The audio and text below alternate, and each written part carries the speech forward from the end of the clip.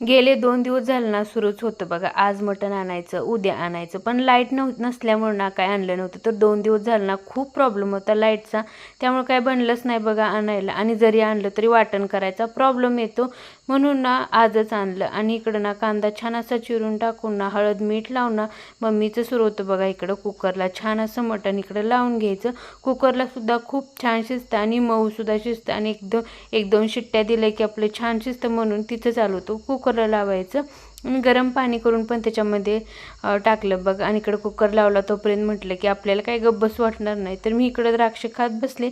कुकरच्या छान अशा शिट्ट्या झाल्या बघा. तर मम्मीची सुरू झाली बघा इकडं भाजी बनवायची मस्त अशी. तर 4-5 पळ्या चांगलं तेल ओतून टाकलं होतं. आता म्हटलं काय खरं नाही बाबा, मस्त झणझणीतच होणार आहे.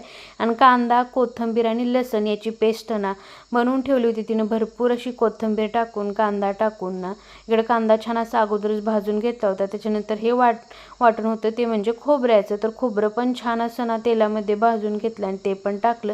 त्याच्यानंतर हा घरगुती आपला काळा मसाला आणि हा सुहानाचा मटण मसाला टाकला. तर खूप छान असं बघा दिसतंय. तर दिसायला इकडं मटण छान असं शिजून सुद्धा तयार झालं होतं.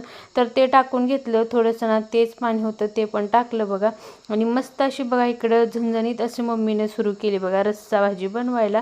तर 1-2 मिनटं ठेवलं आणि हे मसाल्याचं पाणी ना ते पण टाकून घेतलं त्याच्यामध्ये. आणि छान असं बघा तरी तर खूप छान आलेली दिसते वरती. तर एकदम छान असं ना झणझणीत इकडं बघा मटणाचा रस्सा बघा इकडं बनवून तयार झालेला आहे. तर कसा वाटला कमेंट करून सांगा आणि या जेवायला.